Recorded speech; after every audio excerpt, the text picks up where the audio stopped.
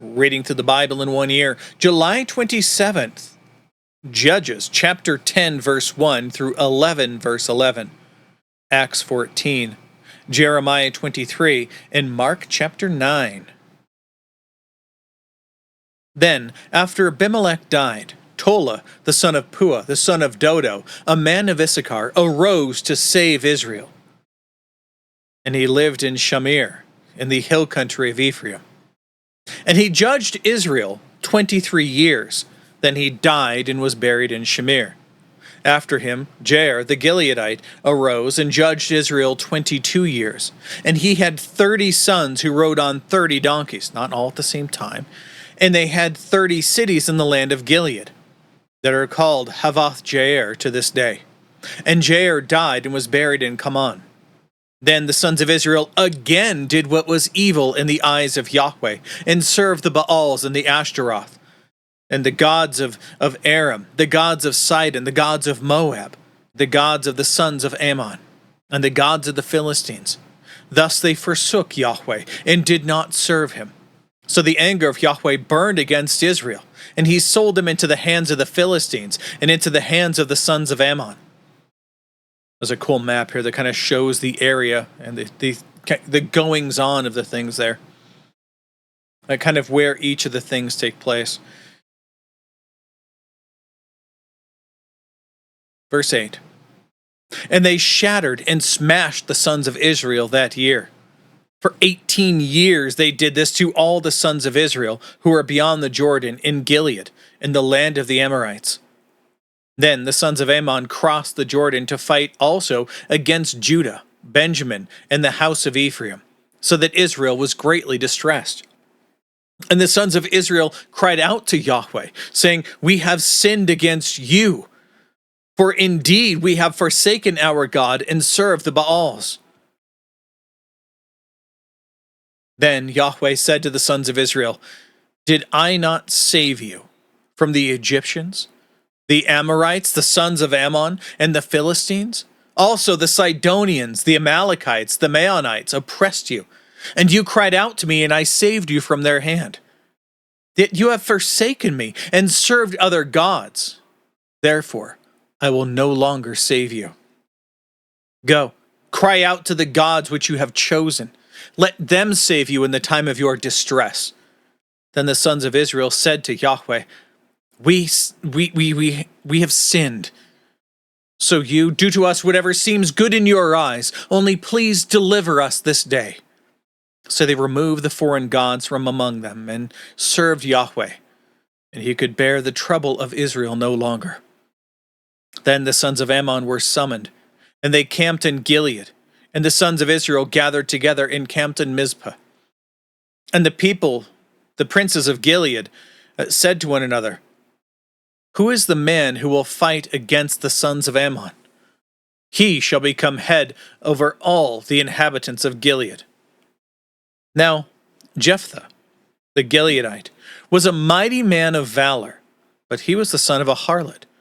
And Gilead became the father of Jephthah.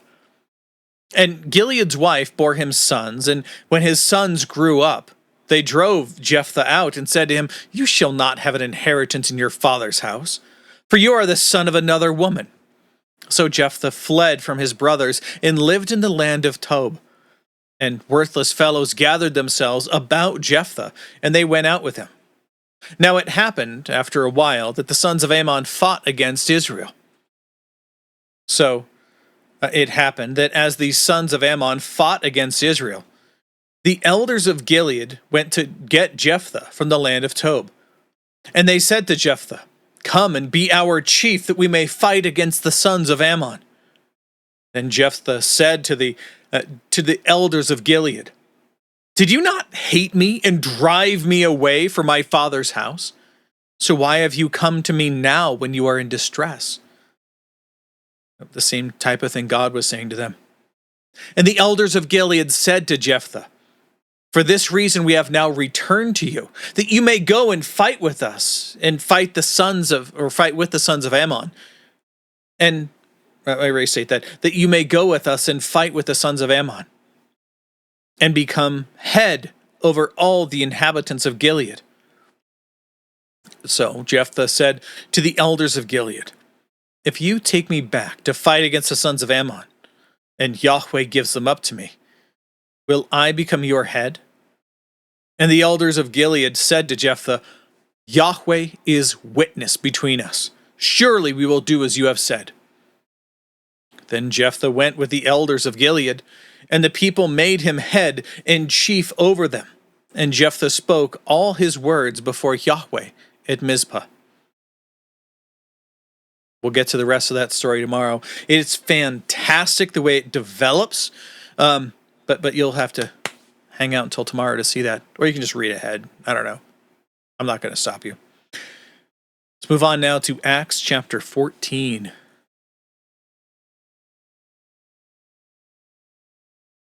Now it happened that in Iconium they entered the synagogue of the Jews together and spoke in such a manner that a large number of people believed, of both Jews and of Greeks. But the unbelieving Jews instigated and embittered the minds of the Gentiles against the brothers. Therefore they spent a long time there, speaking boldly with reliance upon the Lord, who is testifying to the word of his grace, granting that signs and wonders be done through their hands. Think about that. It got harder for them. So what did they do? They stayed longer. They endured more, trusting that God would protect and defend them. And that's exactly what he did.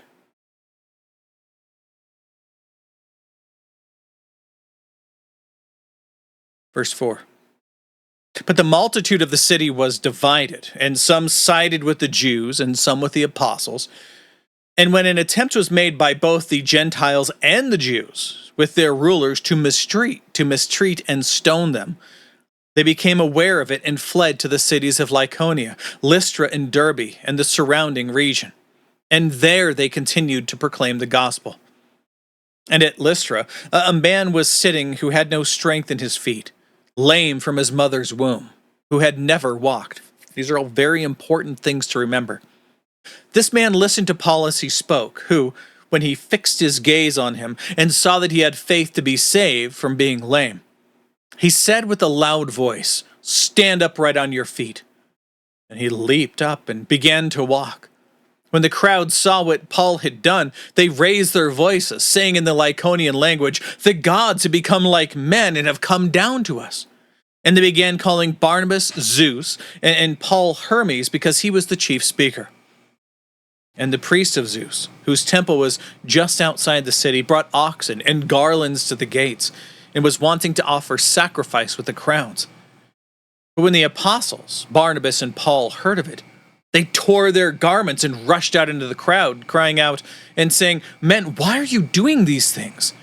We are also men of the same nature as you, proclaiming the gospel to you, that you should turn from these vain things to a living God, who made the heaven and the earth and the sea and all that is in them. And in the generations gone by, he permitted all the nations to go their own ways, and yet he did not leave himself without witness, in that he did good and gave you rains from heaven and fruitful seasons, filling your hearts with food and gladness." And saying these things, with difficulty they restrained the crowds from offering sacrifice to them. But Jews came from Antioch and Iconium, the same ones we just saw before, and after winning over the crowds and stoning Paul, remember, when you stone someone, you stone them to death, they were dragging him out of the city, supposing him to be dead. But while the apostles... There we go. But rather, while the disciples stood around him, Paul rose up and entered the city. The next day he went away with Barnabas to Derbe. And after they had proclaimed the gospel in that city and had made many disciples, they returned to Lystra and to Iconium and to Antioch, strengthening the souls of the disciples and encouraging them to continue in the faith, saying, "Through many afflictions we must enter the kingdom of God." And they had appointed elders for them in every church.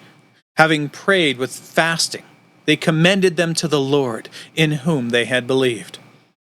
When they had passed through Pisidia, they came to Pamphylia.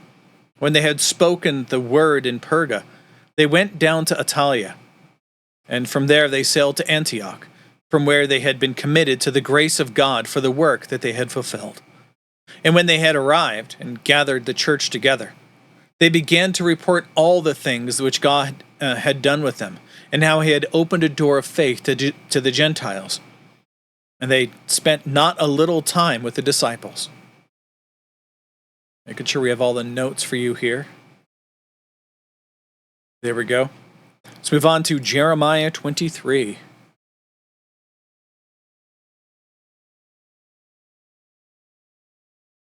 Woe to the shepherds who are destroying and scattering the sheep of my pasture, declares Yahweh. Therefore thus says Yahweh, the God of Israel, concerning the shepherds who are shepherding my people.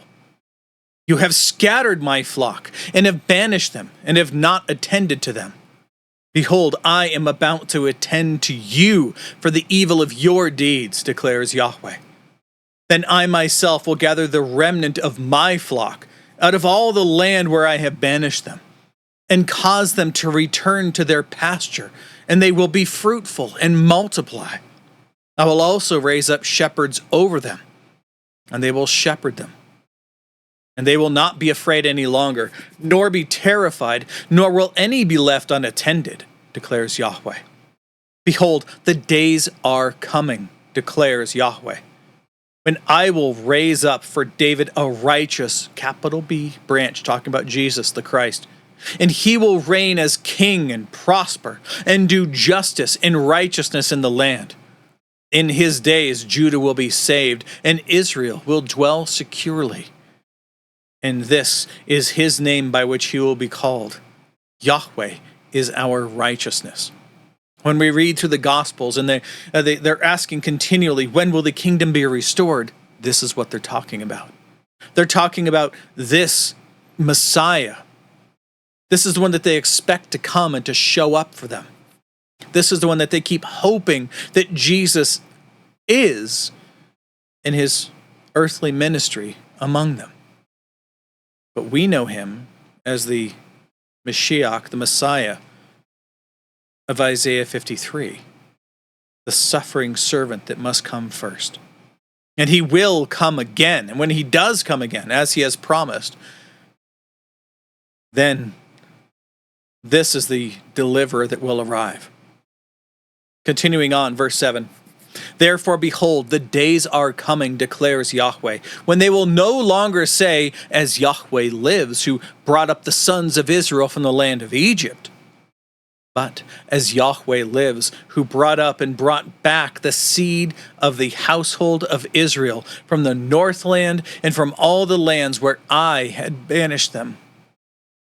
Then they will live on their own soil. As for the prophets, my heart is broken within me. All my bones tremble, and I have become like a drunken man, even like a man overcome with wine, because of Yahweh and because of his holy words. For the land is full of adulterers, for the land mourns because of the curse. The pastures of the wilderness have dried up, and their course also is evil, and their might is not right. For both prophet and priest are polluted. Even in my house I have found their evil, declares Yahweh. Therefore, their way will be slippery paths to them. They will be driven away into the thick darkness and fall down in it. For I will bring their evil upon them in the year of their punishment, declares Yahweh. Moreover, among the prophets of Samaria, I saw an offensive thing. They prophesied by Baal and led my people astray. Also, among the prophets of Jerusalem, I have seen an appalling thing, the committing of adultery and walking in lying. And they strengthen the hands of evildoers, so that no one has turned back from his evil. All of them have become to me like Sodom, and their inhabitants like Gomorrah. Therefore, thus says Yahweh, Yahweh of hosts, this God of armies, concerning the prophets, behold, I am going to feed them wormwood which means basically bitterness, and make them drink poisoned water. For from the prophets of Jerusalem, pollution has gone forth into all the land. Thus says Yahweh of hosts. Do not listen to the words of the prophets who are prophesying to you. They are leading you into vanity. They speak a vision of their own heart, not from the mouth of Yahweh. They keep saying to those who spurn me, Yahweh has said, you will have peace. And as for everyone who walks in the stubbornness of his own heart, they say, evil will not come upon you. But who has stood in the counsel of Yahweh, that he should see and hear his word? Who has given heed to his word and heard? Behold, the storm of Yahweh has gone forth in wrath, even a whirling storm. It will whirl down on the head of the wicked. The anger of Yahweh will not turn back until he has done and established the purposes of his heart. In the last days you will clearly understand it. I did not send these prophets, but they ran. I did not speak to them, but they prophesied. But if they had stood in my counsel, then they would have caused my words to be heard by the people, and they would have turned them back from their evil way and from the evil of their deeds. Am I a God who is not, or rather, am I a God who is near, declares Yahweh, and not a God far off? Can a man hide himself in hiding places so that I do not see him, declares Yahweh? Do I not fill the heavens and the earth, declares Yahweh? I have heard what the prophets have said, who prophesy a lie in my name, saying, I had a dream, I had a dream. How long? Is there anything in the hearts of the prophets who prophesy a lie, even these prophets in the deception of their own heart, who intend to make my people forget my name by their dreams, which they recount to one another, just as their fathers forgot my name because of Baal? The prophet who has a dream may recount his dream, but let him who has my word speak my word in truth. What does straw have in common with grain, declares Yahweh?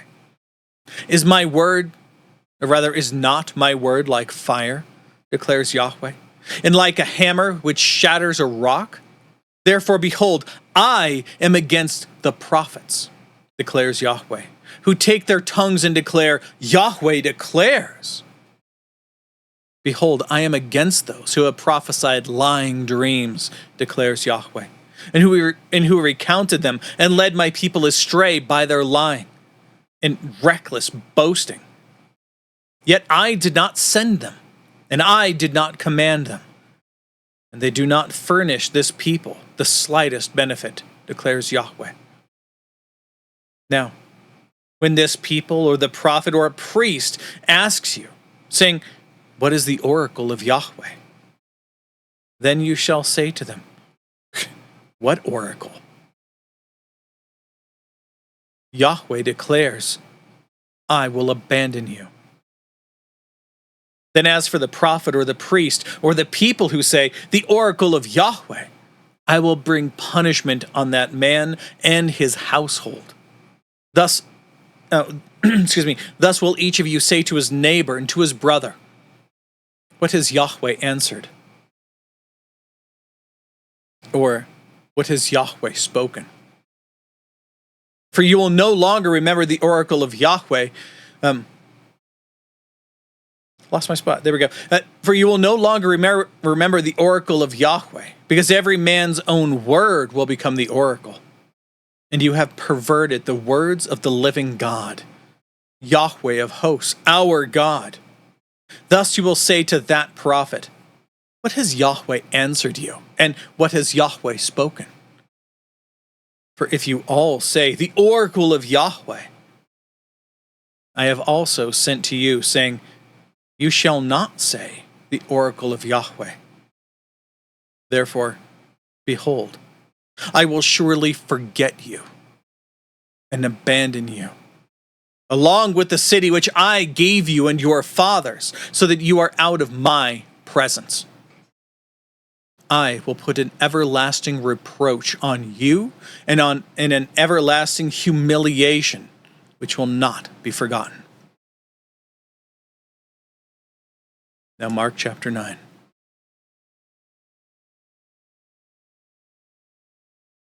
And Jesus was saying to them, truly I say to you, there are some of those who are standing here who will not taste death until they see the kingdom of God having come in power. And 6 days later, Jesus took with him Peter and James and John, and brought them up on a high mountain alone by themselves. And he was transfigured before them. And his garments were shining intensely white, as no longer on earth can whiten them. And Elijah appeared to them along with Moses, and they were conversing with Jesus, Elijah representing the prophets, Moses representing the law. And Peter answered and said to Jesus, Rabbi, it is good for us to be here. Let us make 3 booths, or temples, or tabernacles. One for you, or tents or tabernacles. One for you, and one for Moses, and one for Elijah. For he did not know what to answer, for they became terrified. Just was motivated to say something. Verse 7. Then a cloud formed, overshadowing them, and a voice came out of the cloud. This is my beloved Son. Listen to him. And all at once they looked around, and they saw no one with them anymore, except Jesus alone. And as they were coming down from the mountain, he gave them orders not to recount to anyone what they had seen until the Son of Man had rose from the dead. And they seized upon that statement, arguing with one another what this rising from the dead might mean. And they began asking him, saying, why is it that the scribes say that Elijah must come first? And he said to them, Elijah does come first and restore all things. And yet, how is it written of the Son of Man that he will suffer many things and be treated with contempt? Again, Jesus referring to himself as the Isaiah 53 suffering servant. Verse 13, but I say to you that Elijah has indeed come, and they did to him whatever they wished, just as it is written of him. And when they came back to the disciples, they saw a large crowd around them and scribes arguing with them. And immediately, when the entire crowd saw him, they were amazed, and they ran up and were greeting him. And one of the crowd answered, Teacher, I brought you my son, possessed with a spirit which makes him mute. And whenever it seizes him, it slams him to the ground, and he foams at the mouth, and grinds his teeth and becomes rigid. I told your disciples to cast it out, and they could not do it. Now, there's a lot of discussion about what this is meaning, or what's happening here. They're up on the mountain, and the disciples are at the base of the mountain, or at least some ways down the mountain. And this guy he brought his son to them, and the scribes are there, possibly mocking the disciples, because while they could go out and help many people, while Jesus gave them the authority to cast out demons and to heal people, this one they couldn't heal. So maybe the scribes are calling out to him, calling out to them saying, yeah, there's no power in this Jesus. There's no power in him at all. He gave you authority to go do things. You've been telling people you can do this stuff, and you can't even do this simple thing, mocking and attacking them. That may very well be what took place. But we don't know, because it's not shown here.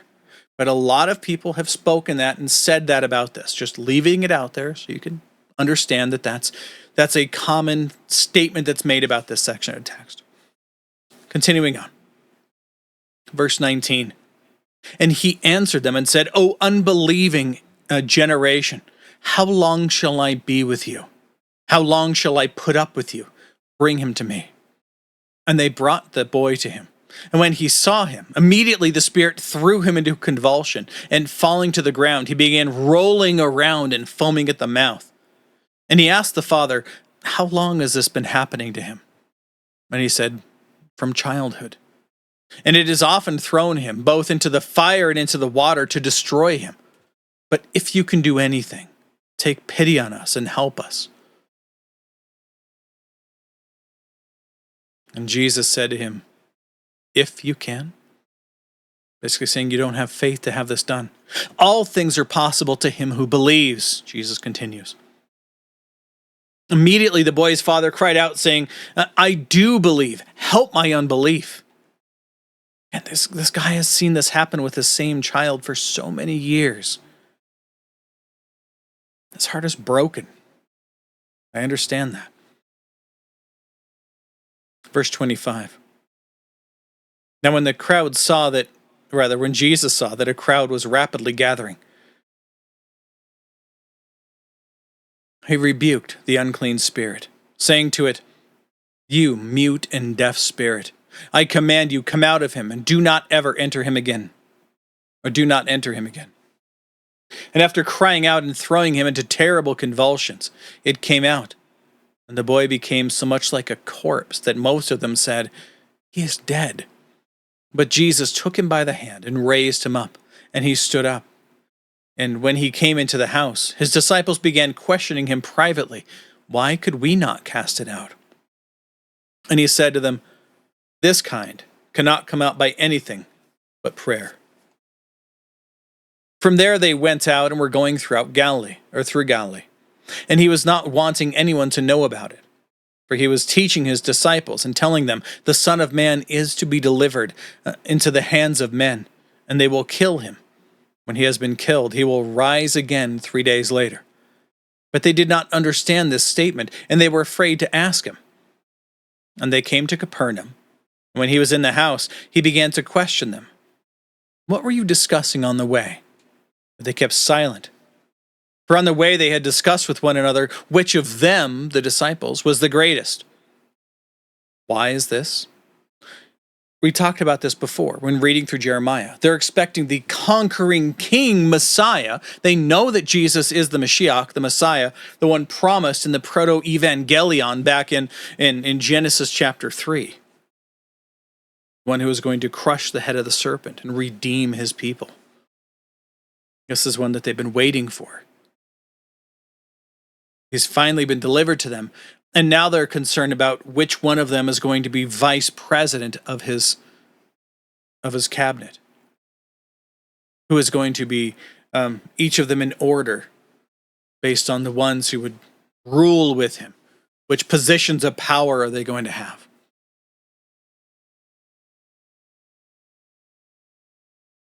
Verse 35.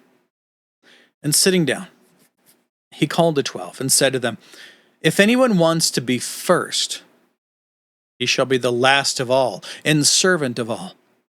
And taking a child, he set him down before them. And taking him in his arms, he said to them, "Whoever receives one child like this in my name receives me. And whoever receives me does not receive me, but him who sent me." And John said to him, "Teacher, we saw someone trying to cast out demons in your name, and we tried to hinder him because he was not following us." But Jesus said, "Do not hinder him. For there is no one who will perform a miracle in my name and will be able soon afterward to speak evil of me. For he who is not against us is for us. For whoever gives you a cup of water to drink in my name because you are of Christ, truly I say to you, he will not lose his reward. And whoever causes one of these little ones who believe in me to stumble, it would be better for him if, with a heavy millstone hung around his neck, he had been cast into the sea. And if your hand causes you to stumble, cut it off. It is better for you to enter life crippled than, having 2 hands, to go into hell, into the unquenchable fire." Now, we're back at these disputed sections where there's just basically sections of text in square brackets. Once again, what this means is that these texts are not found in the oldest and most reliable manuscripts. So they're only found in later copies Most likely, it's scribal notes that were added to this section. Occasionally, they were just repeated lines, as we see here. So we're going to read verses 43 all the way through to the end of 50 with these disputed lines in here. And then we're going to read it again without the disputed lines. Let's begin. And if your hand causes you to stumble, cut it off. It is better for you to enter life crippled than, having two hands, to go into hell, into the unquenchable fire, and where their worm does not die, and the fire is not quenched. And if your foot causes you to stumble, cut it off. It is better for you to enter life lame than, having 2 feet, to be cast into hell, and where their worm does not die, and the fire is not quenched. And if your eye causes you to stumble, gouge it out, for it is better for you to enter the kingdom of God with 1 eye, than, having 2 eyes, to be cast into hell, where their worm does not die, and the fire is not quenched. For everyone will be salted with fire. And salt is good. But if the salt becomes unsalty, with what will you make it salty again? Have salt in yourselves, and be at peace with one another. Now reading it without the disputed text. Verse 43. And if your hand causes you to stumble, cut it off. It is better for you to enter into life crippled than, having 2 hands, to go into hell, into the unquenchable fire. And if your foot causes you to stumble, cut it off. It is better for you to enter life lame than, having 2 feet, to be cast into hell. And if your eye causes you to stumble, gouge it out. It is better for you to enter the kingdom of God with 1 eye than, having 2 eyes, to be cast into hell, where their worm does not die and the fire is not quenched. For everyone will be salted with fire, and salt is good. But if the salt becomes unsalty, with what will you make it salty again? Have salt in yourselves, and be at peace with one another. Now, there's a lot of notes in this section. I'm bringing them up for you here.